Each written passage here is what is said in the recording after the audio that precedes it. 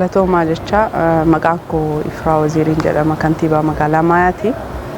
Bara kana keessatti bara 2018 keessattuu hojii paartiitiinis hojii mootummaatiinis milkaa'inoonni gurguddaan akka waliigalaatti akka biyyaattis akka naannoottis darbee immoo magaalaa keenya keessatti haala qabatamaa keessa jirru keessatti wantoota gaggaariin kan hojjetamanii keessa dabarsine ta'uusaa kaasuu barbaadeeti. Kanaanis wal qabatee milkaa'inoonni bara kana qabnu sadarkaa tokkoffaatti jiruuf jireenya hawaasaa jijjiiruu wajjin wal qabatee dinagdee hawaasaa karaa itti fufiinsa qabuun karaa hiikoo qabuun dinagdee hawaasni akka horachuu taasisuu wajjin wal qabatee keessattuu hojiin roga qonnaatiin hojjetame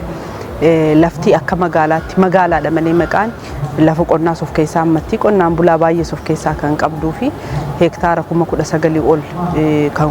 qotu ta'uu ishii irraa kan ka'e waggaatti marsaa 3 oomishuun aadeeffamee magaalaa keenya keessatti haalli ittiin deemamaa jiru kan jiru ta'uu isaati. Kanaanis dinagdeen hawaasaa galiin namaa akka dabalu ta'eera jecha. Kana qofa miti akka tarsiimoottis qabannee lafa magaalumsuu nama magaalumsuuf mootummaa magaalumsuu kan jedhu san keessattuu lafti magaalli qabate san alseerummaa adda addaatiif akka hin saaxilamne diijitaal karaa ta'een kaadaastar karaa ta'een itti fayyadama lafa isaatiillee wal qabatee eeriyaa kamitti maaltu hojjetamuu irra jiraata kan jedhu pilaanii magaalaa karaa giddu galeessa godhateen hojiin jalqabaman gaggaariin kan jiruu fi kan itti milkoofne jennu tokkodha jecha. Lafti itti fayyadamni isaa karaa seera qabeessaatiin gaafatee dinagdee hawaasaati irratti fayyadamummaa uummata keenyaa karaa itti fufiinsa qabuun mirkaneessaa deemuu keessattis bu'aawwan gurguddoo argamsiisuu keessatti gahee qabaachaa. Inni kaan tarsiimoo mootummaan qabate keessaa inisheetiiviiwwan dinagdee hawaasaa dabaluu danda'an, wabii nyaataa mirkaneessuu danda'an, dargaggeessa keenyaaf carraa hojii uumuu danda'an, qaala'insa jireenyaa immoo magaalaa keenya keessatti tasgabbeessuu danda'an wal qabatee kanneen akka inisheetiivii horsiisa beeyladaa, gabbisa beeyladaa, lukkuu darbee immoo industirii godoo wajjinis wal qabatee hojiiwwan guddaan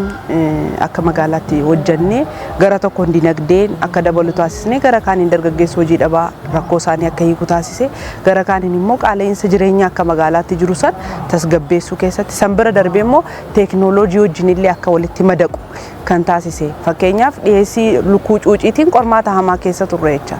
isa inkubeetara hoommeed ta'e achitti qopheeffannee shanyii killee argachuudhaan yookaan puphaa argachuudhaan cuucii sadarkaa magaalaatti oomishachuun teeknooloojii wajjinis akka madaqnu haalli itti taasisee jira jecha. Inni kaan nama magaalumsa wajjin wal qabatee dinagdee qofa otoo hin ta'in laayivlihuudii qofa otoo hin ta'in namni ogummaa 2-3 akka qabatu keessattuu hawaasni keenya ogummaa dhokfatee qabu sibiila tumuudhaan ta'uu danda'a wantoota akka ogummaatti of keessatti qabatu san baalaataawoo keenya keessatti kolleejjii qabnu keessatti leenjii argatee ogummaa dabalataa argatee intarpiranarii wajjinis wal qabatee dhiyeessummaa leenjii erga fudhatee booda roga tokkotti bahee immoo hojii dabalataa dinagdee tokko irratti kan rarra'e san qofa otoo hin ta'in dinagdee damdaneessatee maddoota galii adda addaa akka argatu haalli ittiin tahee jira jecha. Qonna qofa irratti otoo hin ta'in qonnicha kana irratti immoo sona dabaluudhaan xiqqoo leenjii fudhatee value add godhee oomisha san process godhee haalli itti dhiheessu wanni jalqabame jira. Isa qofa miti amma magaalaa keenya keessatti magaala dinagdee ta'uu irraa kan ka'e balfa adda addaatu gala keessattuu Awwadaay Jimaa wajjin wal qabatee yoo ilaalle. So balfi hafteen oomisha san irraa hafu gara inerjiitti akka jijjiiramuuf industirii godoo keessatti wantoonni guddaan hojjetamanii jiru jecha. Balfi kanaan dura qormaata magaalaa ture san amma dinagdee ta'uu danda'eera, qarshii ta'uu danda'eera. Laastikiin bishaan ittiin dhuynu kan paakdi ta'e kana kan ittiin fayyadamu reused akka ta'u akka process godhamee galtee industirii adda addaatiif haalli ittiin dhiyaatu industirii godoo qabnu keessatti akka magaalaa keenyaatti bu'aa akka buusu wanni taasifamee jira jecha. Kanaanis milkaa'inoota kana immoo qabannee rakkoodha jedhee hawaasni keenya kan kaasaa ture tajaajila wajjinis kan wal qabatu tajaajila ammayyaa fiduu wajjinis wal qabatee namni gaafa asii daabboo uumtuuf dinagdee uumtu waa sochoostu galiin mootummaas dabalaa deema. Galii saniin immoo investimentiiwwan yookaan immoo hojiilee bu'uuraalee misoomaa lafa magaalomsuu misooma iddoo public place adda addaa hundeessuu qofa otoo hin ta'in tajaajila gaafii kaasaa ture san mirtuu tajaajila iddoo tokko ammayyaa ta'ee fi tajaajila si'ataa akka uummanni barbaadutti kennuu danda'u magaalaa keenya keessatti hundeessuun ittiin danda'ame mootummaa ammayyaa jedhamu san karaa ittiin milkeessuu danda'u bu'uura ta'ee wanni hojjetame waan jiru ta'uu isaati jecha. Deemee cuunfaan kun hundinuu gaafa walitti qabamu akka tarsimottis lafti isaa magaalaa'u, namni isaa magaalaa'u, tajaajilli isaa magaalaa'u wantoota sadan gurguddoo akka naannootti qabanne san dinagdee cabiinsa dinagdee hawaasni keenya qabu ittiin hiiknu keessattuu wabii nyaataa of danda'uudhaan, carraa hojii bal'aa uumuudhaan, wabii nyaataa namni mirkaneeffatee carraa hojii uummatee dinagdee argatee qarshii argatee immoo battalatti gara investimentiitti cahuu danda'a waan ta'eef of danda'uu karaa jedhu sanitti dhufuudhaan wantoonni akka jalqabbiitti jalqabaman akka milkaa'inootaatti bara dhufuus itti darbanii cahuu danda'an of harkaa qabna jecha. Isa qofa miti barnootaa fi teekinooloojiidhaan cimuu hawaasni jennu sanii maatiin jiruuf jireenyi isaa jijjiirame dinagdeen isaa waggaatti waggu 3 oomishe galiin isaa dabale ijoollee isaatiif fayyaa isaa irraa kaasee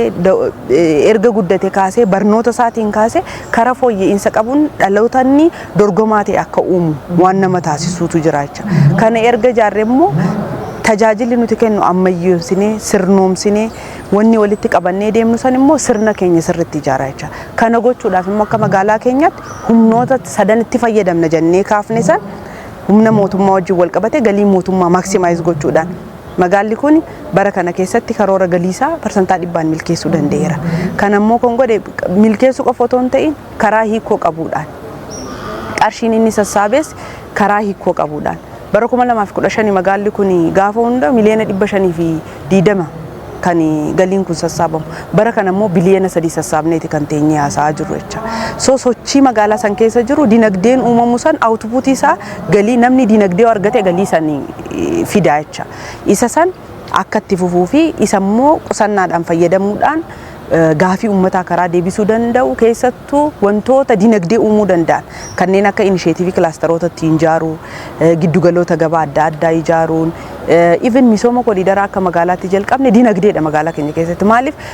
kooliidara san cinaadhaan suuqiileen baay'een ijaaramanii jiru. Namni san boruu hayyama baafata dinagdee uuma hojii uuma waan ta'eef deebi'ee karaa qusannaa qabuu fi karaa hiikoo qabuun bajata mootummaatti fayyadamu. Inni kaan humna walootiin kan ni fayyadamna jennee jecha. Humna walootiin hawaasni keenya ofii walitti gumaachee waa baay'ee hojjechuu danda'eera. Buusaa gonofaatiin utubachuu, buusiisaa baafachuu danda'eera. Tajaajila lammummaatiin karoora keenya ol akka magaalaatti milkeessuu dandeenyeera. Mana baay'ee harka qalleeyyiif ijaarreera. Mana qofa otoo hin ta'in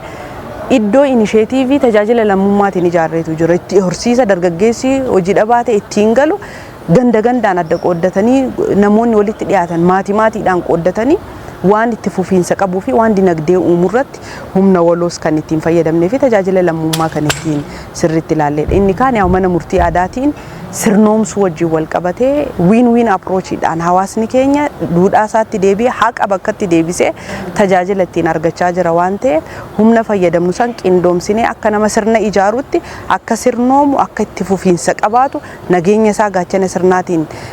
qabatee buusaa gonofaatiin immoo rakkoo isa dhufu gaaga'ama dhufu dandamachaa tajaajila lammummaatiin namoota immoo harka qalleeyyii ta'e sappoortu gochaa yoo deeme jijjiirama kana mootti fufsiisuu danda'a dinagdee kana immoo ceesisuu danda'a kan jedhu san sirriitti ilaalleeti kan ittiin hojjechaa deemaa jirru jecha.